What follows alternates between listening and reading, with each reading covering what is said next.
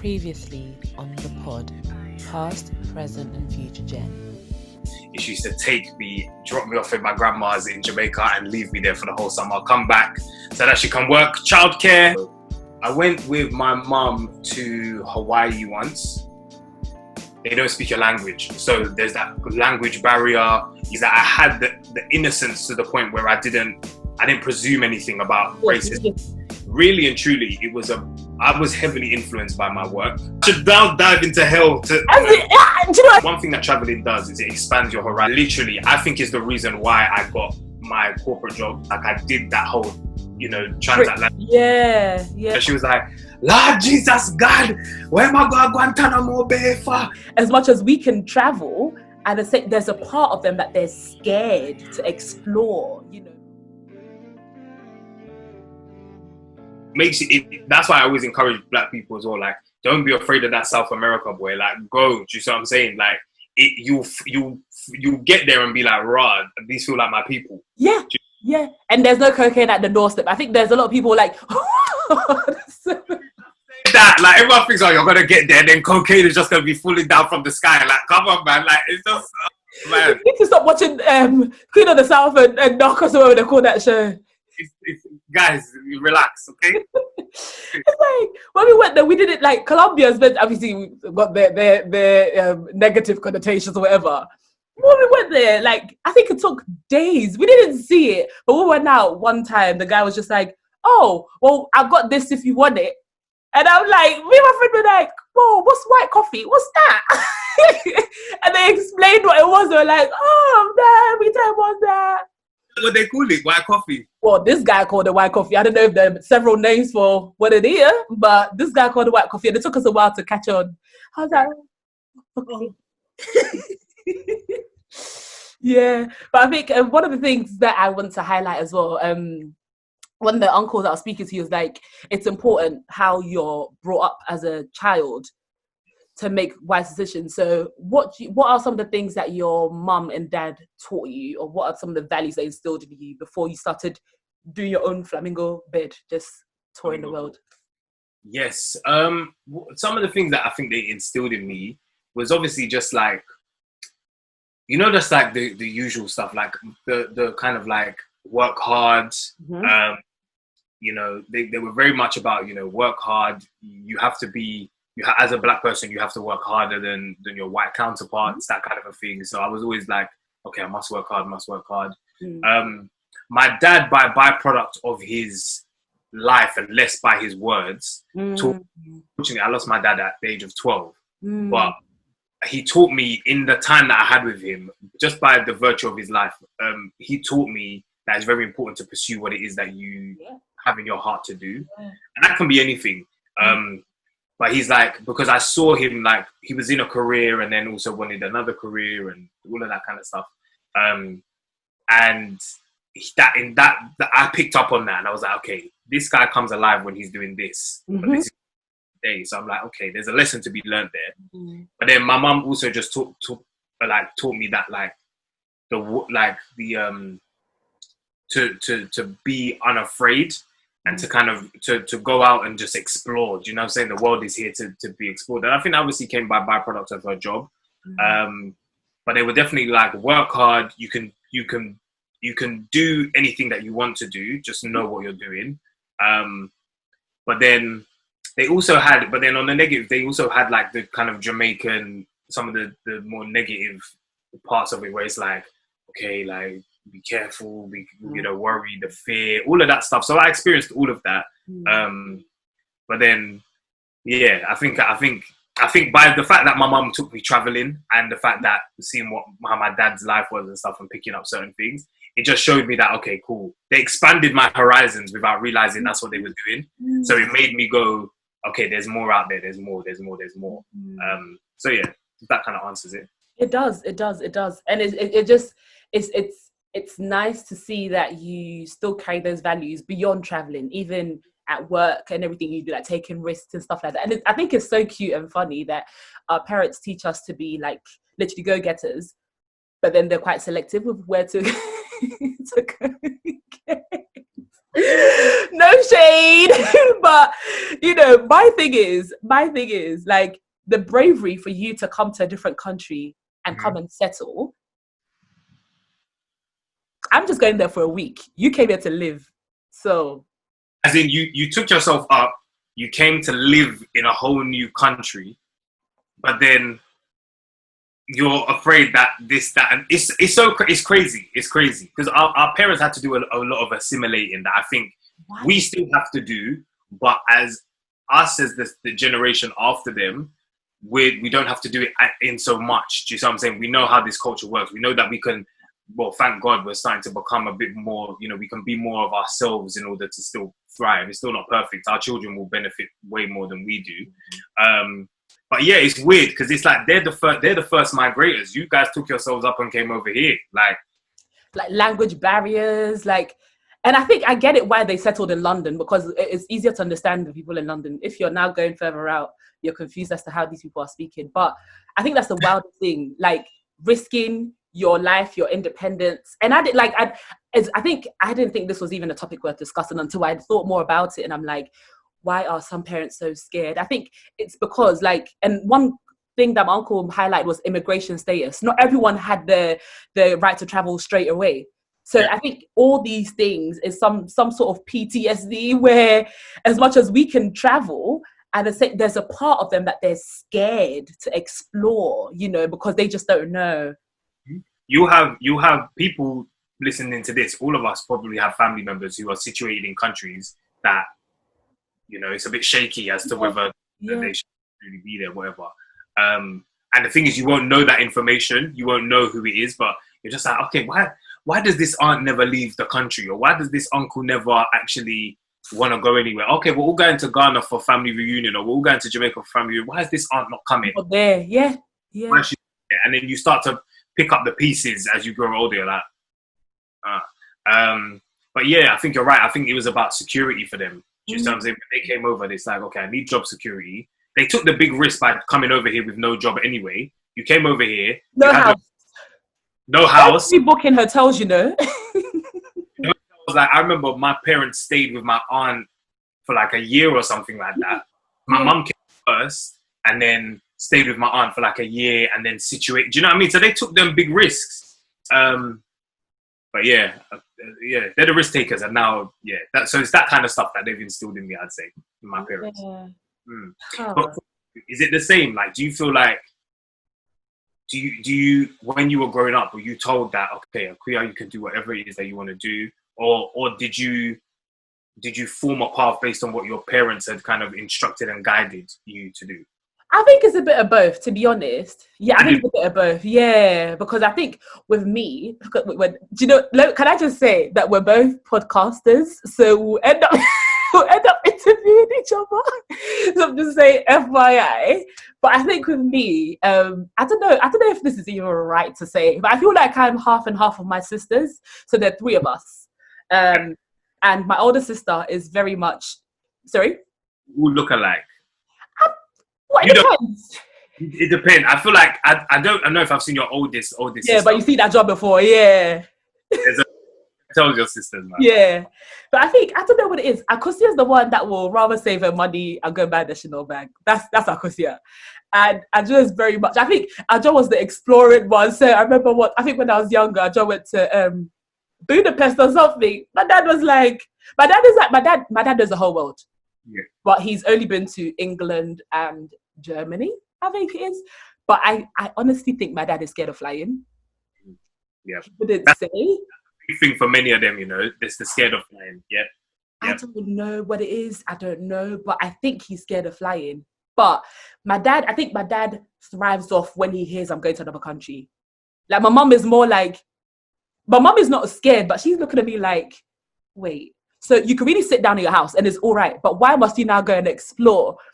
Whereas if I tell my dad, okay, I'm going to, I don't know, where did I go to in Greece? I went to Kos or something. And that was a holiday. It was less of a explore, and it was more of a relaxing holiday. And my dad will legit tell me everything that's around it. And he's never been before. Yeah. Like, I think that's one of the things, I'm not jealous, but one of the things I like that makes me feel like my dad's a Superman, like the things he knows with countries and stuff. And like when I told him I was going to, I think that was my last big holiday I went on, Panama and Colombia. I say big because it was further out. But yeah, when I went to that one, come and tell me history about this country, how this one did here, and when I came back and I told him what I had learned, he's fascinated, and it's like, this is like part of, I guess, it's a love language. Yeah, yes, and he's like living vicariously through what you're doing because he knows, and then his daughter is now going, so he's proud. That's beautiful, man. Yeah, because I mean, 3 girls. I'm probably seen as the wild one because my sister, I think my sister's, the first she's gone to is like, like Europe, I joined the middle one. But me now, South America, I've done it. and I'm just starting, you know what I mean? I won't go, I don't think I'm keen on going to Australia. Do you know what, funny enough, one of my boys is over there and I'm like, bro, are you okay? Like, he's black. I was like, bro, are you okay? And he was like, yeah, I'm good. Like, we're... What else can you say? You can't say he's not okay. He lives happy. I think I could do New Zealand though. Yes, I see why. I can kind of see why you say that. Yeah. It's like I get why you're saying that. Yeah. But I think I'm a bit of both. Like, I remember my sister's husband, the oldest one. She threw a jab at my sister. Like, when I was going to Panama, and he's like, "Look at your sister. She's all exploring, but all you wanted to do was get married and come and settle down. You see how? Because she got married at the age of 25. My oldest sister, yeah. And at 25, I think when I went to Colombia, it was 25. Was it 26? I think it was 25 or 26. And yeah, it was just before my 26th or 27th birthday. So it was like, at this point in your life, you were getting married. At this point in my life, I'm doing travel. Do you know what I mean? Yeah. So I think sometimes when I say I'm going to this country, they'll live through me, boy, because they're not going to do it. Do you see, this is the thing, right? Because indirectly what's happened is you've seen like one sister, she's traveling, all of that kind of stuff. You've seen another not. And it's like you amalgamate the two. It's literally what happens. Especially when you're the youngest, because I'm the youngest as well. It's the same. It's like, okay, I've seen and you haven't tried. Okay, me, I'm going to go and do it, you know? I'll send you pictures. You pictures. Because you're not doing it. So. Yeah. Exactly. Okay, so let me see. We need to start wrapping up because we didn't even talk for ages. Okay, so why do you like what's the hype of traveling? Why do you think it's important?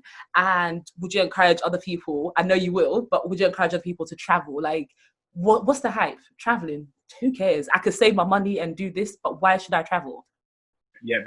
So the reason why I would say that it's important for people to travel, why you should travel, is because it literally is an investment into your soul. I know it sounds very deep, but it's an investment into an expanded horizon. I'm someone who I think one of the things that's very valuable to me as a person is experiences. I value experiences over material things. So we can buy material things. I like my clothes and that kind of a thing, but I would much rather invest my money into something that's going to give me a memory or expand me in some capacity whilst I can have fun doing it. Do you see what I'm saying? Traveling, especially when you live in cold countries like the UK, that majority of the year is cold, it's grey, you never see the sun, that's why we get so gassed. Exactly, do you know what I mean? People backing off shirts when it's hot and all of that, because we don't see it in this country. So I think the key reason to travel is because it's important for you to see life outside of your own life.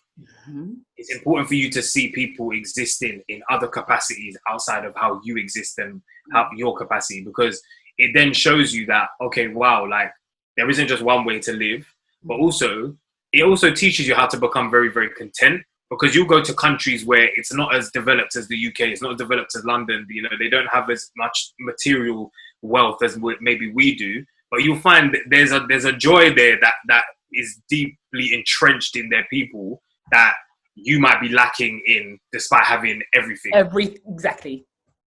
So I think that's one of the reasons. Also, it's just good, man, to go and enjoy your life and just go and see what else is out there. Do you know what I mean? At a very basic level, like a nice beach, some nice drinks, some good food, be able to relax, especially off of work, just have somebody kind of like, we spend a lot of our time serving in our work capacities. It's nice to go somewhere and, be served, that kind of thing. And yeah, I definitely encourage people to travel. Like, you must travel. Like, if you travel, I promise you will not regret it. You will not regret it. You'll come back refreshed. You'll come back with a new perspective. You'll come back re-energized. Yeah, man, you just can't. And it's good weather's good for you. you know, mm. a native person, you know, these climates are not our climates, you know, so it's Our natural habitat. our natural habitat, man. We're here for work purposes and to build a life. But yeah, go where the sun is, man, because you just, yeah, chase the sun is what I'd say. And let's see. So we've already spoken about the factors hindering parents. Okay, so what country you want now? How many countries have you been to now? How many countries have I been to? Lord Jesus have mercy. Let me try and find on this Bean app, and I will tell you. Imagine there's a whole app, you know, guys. That's how you know you've traveled, but you have a whole app. Yeah, it's just reinstalling, and then I'm gonna tell you. Okay. Okay, travel Bean. I have been to. Okay, so I have been to. What's that? 12, 15, 20, 22, 24. 24. So you can definitely do 30 under 30. You can do it. I'm trying. I really need to get there. Obviously, COVID is now done up COVID. So I have a few more years to chase it. But I need 6 new countries. So I've seen 9% of the world so far. That percentage thing really but you know what it is? Who was it saying yesterday? There's 198 countries in the world. It's mad. It's mad. When you deep it, you're thinking, right, 24 countries, but it's only 9%. Like, there's so much more to see. There's so much more to see. I don't know if you guys can see it. You can see it on the app. Like, it's like a little bean. Yeah. Oh, so you've really conquered South America, innit? South America I've done, and the US, you'll see the US I've done. Yeah. But I've done bits of Asia, which you see over here and stuff like that, Europe. But it's this region, more of Africa as well. Africa, do you know what? With Africa one, I think I'm sure we could do some sort of tour or something. Like when you just pick one and you just dedicate. But the annual leave thing is really painful. But this is what I'm going into teaching, bruv. So one summer, just a couple that would just But I think one of the countries. Okay, so I'm not even going to go into mine because that's not my business. But your business is what country? Where's your next stop? I mean, forget about coronavirus. Obviously, you're looking at Africa as a continent. But where's the country in Africa that you're thinking, I cannot wait to go? I cannot wait to go. South Africa. Oh, it's late. And South Africa. It's hard because I'm like South Africa, Ethiopia, and Gambia. Those are my 3. But Rwanda, you need to add Rwanda to it. You need to add Rwanda to the list. Rwanda, all of them, like, I'm trying to go there. Ethiopia, because I feel like that will be just a spiritual experience. Just the whole idea of, obviously, the only African country to not be colonized, so on and so forth. Yeah. So I think that would be very powerful. But South Africa, because I love South African music. I love South African house. Yeah, man. So that's probably where on the continent I would look to go. But I'm trying to hit back Ghana. If they would open Ghana again for this December, you'll see me there. No, but do you know what I like though? That you went to Ghana when it wasn't an destination, and you went to Ghana and experienced Ghana, not Ghana at December. Before Ludacris and everyone was going to find their home, I went before there. Boy. That's it. I think what was when thingy. Roots. Anyway, that's a whole nother conversation. Wow. What vexed me the most was when Lisa Ray was now installed as a queen in one village or something, and she went on Big Wendy Williams to go and say, "Yeah, I'm the queen of Ghana." I saw in her all white. Yeah, I saw. I said, the whole queen of Ghana. Can we just have a moment for Lisa Ray? Can we just?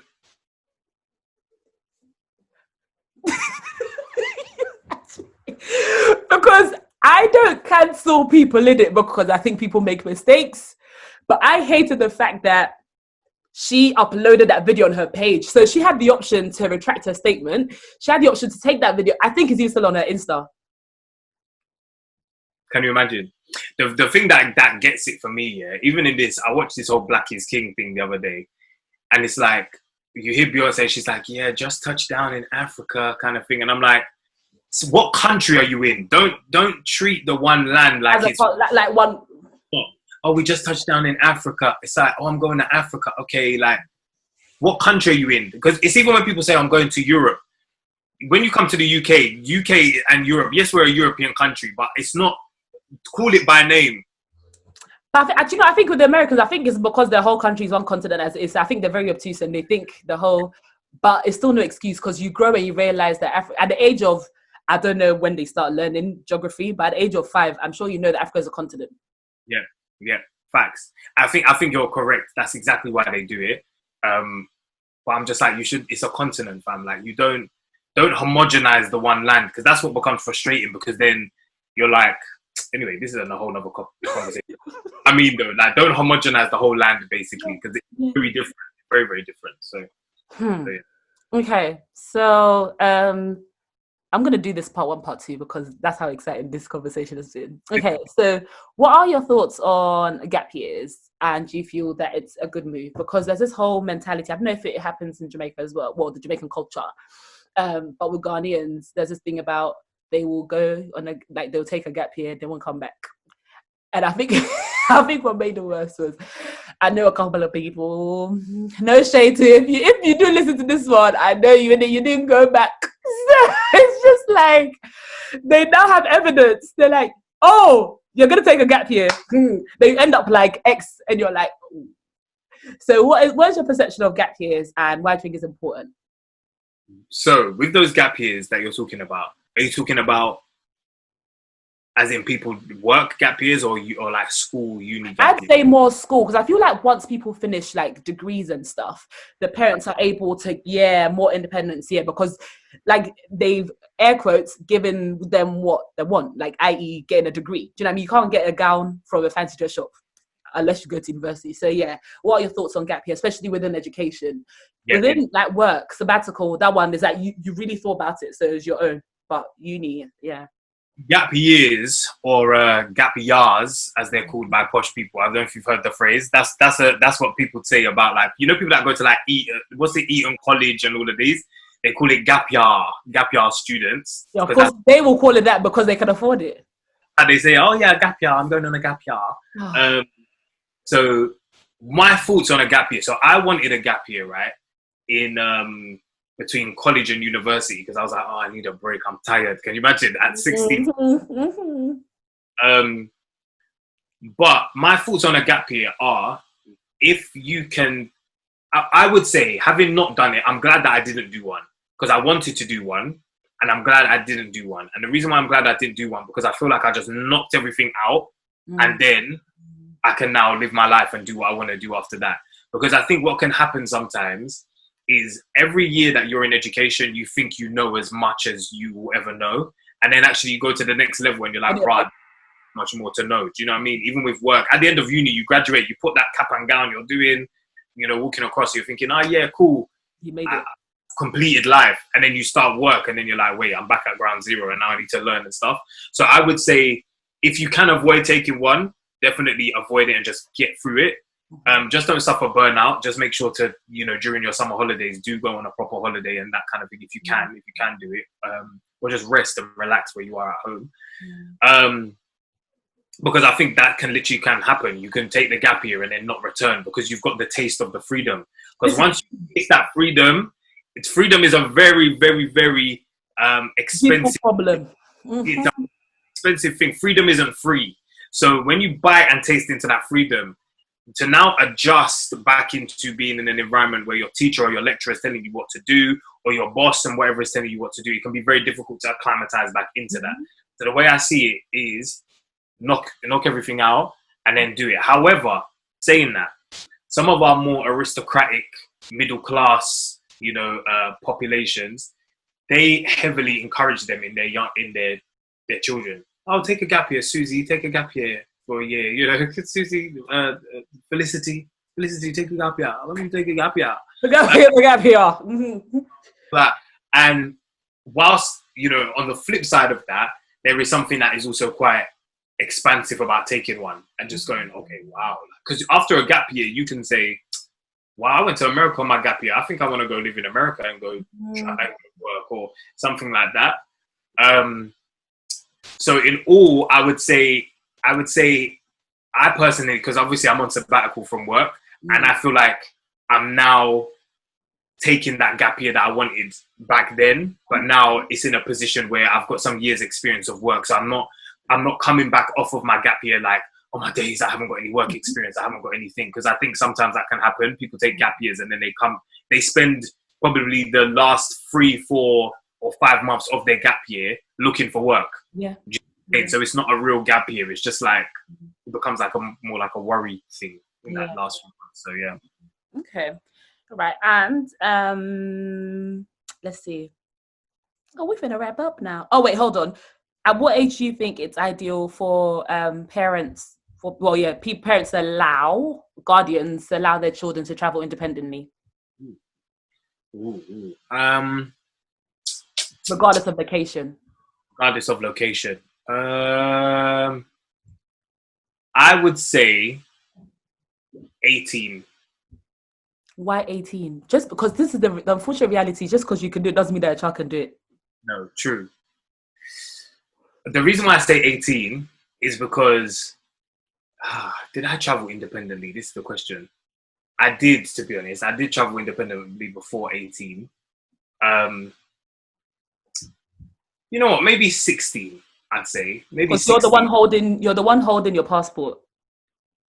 Yes. Because you're the one holding your passport. You can't say, "Mommy, can you?" Because your mommy is not there. Okay, so. Akria, you know the things, man. Literally, every years I'll be growing up and be like, "Okay, I've showed it to them, mommy," and then you go, "Mommy, I passed it." Yeah, there's none of that because now you have to hold it, and you're like, that's how you're now boarding the flight. You're now doing. Yeah. So I'd probably say 16 is a good age because you're responsible. Mm-hmm.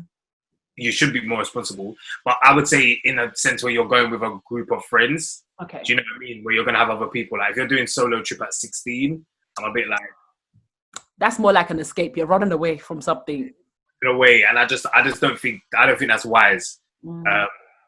But it's mad because when I was 15, 14, I was probably like, oh, I can go on holiday now. I can do you know what I mean, by yourself. So, but I think from that parent perspective, definitely 16. I'd say 16. 16. I think. Do you know what it is? I think we're ended up like our parents now. Because I was speaking to my friend yesterday, and I was like, them days where after school you go and hang out in the town area, or you now take the bus to Lewisham, or you go and do further, and your parents are calling you and you're ignoring their phone. I was like, can you imagine being a parent now of a child doing that? Like, I've got a niece and nephew. I'm like, if they ever did that, I'd kill them. Like, I'm like, you mad? Like, why are you not picking up your phone? You're not picking up your phone. Why are you there? Do you know what I mean? Like, I can't help myself but wonder. I'm sure there's an app for where you can track your child, see what your child is. There will be. There will be, and I will make use of it. Oh man, do you know what? And I think parents do things because of their experiences, and we're not even parents yet. We're doing this, for our niece and our nephews, and it's just like I feel that I might be doing the most, but it's for your own benefit. It's not for anyone else, for your own benefit. Exactly. Okay, so let's see. Last one. So, parting words to the present and past gen. So with regards to traveling, so past gen, our parents, our uncles, your cousin that thought you were going to Guantanamo Bay. Those people, what advice would you give to them? And then also to present gen, so our gang. So some have probably just started having families. I'm trying to get as much time as I can before I have babies because I know I can't afford the tickets. So I'm trying to do as much as I can before they turn 18. So that's that. And also to the future gen, to the babies. So the 16-year-olds that you think can travel to the 20s. So yeah, what advice would you give to them, please? So past gen, I would say you are never too young to start traveling and start your journey, exploring the world. You are never too young or too old to do that. I think that especially if you're looking into retirement or that kind of a thing, like this is a perfect time for you to get out and go and see the world and to start now reaping the reward and living your life after you spend so much time working. If you are afraid to travel and that kind of a thing, just kind of identify why that fear is there. But just know that you're not going to go somewhere. Do your research, but don't travel with fear. There's so many. I always say to people, there are planes constantly, hundreds and thousands of planes that are flying off week after week after week that you know nothing about, right? They get to where they need to go and they land safely. Why do you think that the one that you're going to get on is going to be the one that now crashes into the mountains and the hills? Like, no, guys. Like, don't go with fear, because like I said, people have been using air travel constantly. The one plane that you hear that crashes, that's out of millions that have happened. Yeah. You know, whatever. Yeah. You're more likely to get hit by a car and die than you are die in a plane crash. Like, that's just facts. Planes also fly with 2 engines, and they can function on 1. So they fly with 2, but if one was to kick out, one would still be there. So that should just demystify any fear and stuff. But yeah, you're never too old to start traveling. Go and enjoy your life and see the world is what I would say, and encourage. And then to our gang, our present gang, I'd say, guys, like, as a millennial generation, like, we literally, like, we're in such a blessed position, because even you've seen Barbados have opened up their doors and said, if you want to remote work, come here for a year, we'll give you a visa, you can remote work. We're in the age where, especially due to this coronavirus, we're seeing a lot of the way that we work changing. So whether that's going to become virtual, whether it's going to become, like, however it works. But if you can, no matter what you are, if you're a teacher, if you're a banker, if you're whatever you're doing, you can, in some capacity, probably find what you're doing now in another country. So definitely explore that option. But even if you don't, take the time to invest into the experience of traveling, is what I would say to our present gang. Take that time, because I've got a quote here that I oftentimes refer to. And it was when I was in Sri Lanka, and it's a C.S. Lewis quote, right? And it says this. It says, "Make your choice, adventurous stranger.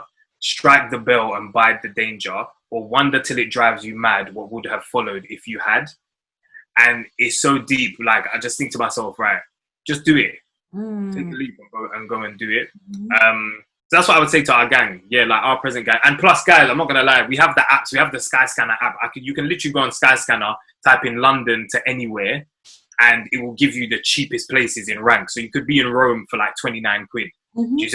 So definitely take that leap. And then to the babies and the youngest generation, what would I say? You probably have the least control over where you can go on holiday right now, because obviously it's your You parents. don't know what passport is. You don't know where your passport is. You don't know where it is. Yours probably doesn't need renewing for another 10 years, so you're good. You know what I'm saying? But what I would say is definitely, if your parents don't travel, because I know, I went to school with people whose parents didn't travel and then they went like away for the first time. Take those, even like staycations, even saying to your parents, like, you guys will know about Airbnb because you're the youngest generation, technological and everything. Tell your parents, let's go to Cornwall, I don't know, or somewhere up north, or one beach in the UK. Like, let's go there and stay there for a couple of days. Can we do that, mum and dad? That kind of thing. Staycations are a great way for you to be able to just get out of your environment as well without having to like break the bank. But yeah, just instill that in your parents. If your parents don't take you traveling, just say, "Oh, can we go? Wow. Can we go to Brighton for the day?" Just warm them up to that kind of stuff, and then kind of go from there. But definitely, traveling is the way forward, man. Traveling is definitely the way forward. So, yeah. I think another thing I want to highlight as well is that it's not just party holidays we're telling you guys to go on, please. Guys, I went to my first party holiday when I was 18 and it was lit, but it's not just party holidays we're talking about. Balance. There's a balance. Because the same music that you're listening to here is the same music they're playing there, please. It's the same. So do both. Do both if you can. Yeah. Okay. So, Michael, thank you so much. Taking your time like that. It's so weird. Thank you for joining. Thank you for letting me come on. Thank you for joining. No, I said thank you for joining, because I'm a podcaster myself, fam. So I'm always like, oh, thank you for joining. Before you go, where can we find you? Where can we keep up with your 24 out of 198? Where do we know what you're doing? What are greasy, your escapades, everything? Where do we find out more about it? So you can follow me at Mike Realist. That's at Mike REALIST on Instagram, Twitter, the rest of it everywhere. I have a podcast called The Point Podcast, at The Point Podcast on Instagram, or at the point PDCST, because characters on Instagram are rubbish. So at the point PDCST, and me and my boys, we talk about life, talk about manhood, all of that kind of stuff. We touch on travel a little bit as well. And yeah, man, those are the main channels that you can catch me on. I've also got a YouTube channel at Mike Lee Official, I believe it's called, but I need to start We'll confirm the name before someone go find you someone in another country, please. You go and find the Japanese Mike Lee, boy. Trust me, they're there. Okay. Michael, thank you so much. And also, since you're here, I need to give you your virtual flowers. I don't have any flowers, so I'm just going to use cream. Hey! I just want to say, let's just want to use this opportunity to like thank you for writing, because I don't think you ever asked Michael anything that Michael said no. Michael, if I tell Michael, I want to go and sell fish. Okay. Let's go sell fish. And like, if I haven't done something, like, he wouldn't tell me why I've not done it. He's going to tell you, oh, I'm still waiting to see you on that show, by the way. So this is another opportunity. Michaela Cole, please. I know you're not listening because I know if you're going to find it, but I'll send it to you anyway. See that Guardian character you had in your show? That would have been me. That should have been me. So I'm telling you guys, this is a very, very talented actress, and I know it. And the thing is, I've never seen a queer act, but I know, because me too, I'm an actor, and haven't seen me act, but they're just like, I just know you're a good actor. And so that being said, like, yeah, definitely, guys, like, this is somebody who I want to see you on my screen, queer. I really do. I want to see you on my screen. Like, I look at Michaela Cole and I'm like, yeah, like, there's no Akuya couldn't be acting alongside her, or Akuya doesn't have her own works that she could be writing and starring in and filming in. So we waiting. No pressure. When it happens, I need to be at the premiere, Sha. So don't be. We'll all do red carpet, blue carpet, whatever color that carpet will be, boy. All of it. What about Gollywood? You ever not get into Gollywood? Yeah, Mike will talk later, yeah? Safe. I don't think that's my son. I don't think that's my son, because, to be honest, I've not watched many Ghanaian films like that I enjoyed. Only because there's like part 7, part 8, part 9. And the ones I remember, there was one called The Stab in the Dark. Jesus Christ, this film never ended. It never ended. So I said, I'm not doing it. But if it's like the modern ones where there's a lot of investment, because I feel like the Nigerians invest a lot more in their film industry in comparison to Ghana. But I think they have more resources anyway than we do. So yeah, like there's a film, like there's a few Ghanaian films, like Perfect Picture, I think it is, or something, is on Netflix, and it looks good. Like, I'm like, yeah, I wouldn't mind being in that. But some of the other films, no. Stab in the Dark 17, I'm alright. To 2016 and all of that. Yeah, I'm cool. But nah, man, I shine, you shine, we shine. We shine, man. Cool. This has been a pleasure. This has been an absolute pleasure. Thank you so much. I think we're doing Illuminati next, but anyway. Oh, yeah, blessings. My nephew's wilding out. I can hear my nephew wilding out upstairs. But yeah, thank you so much, and we shall speak soon. Yeah. All right. Stay safe. See ya. Bye.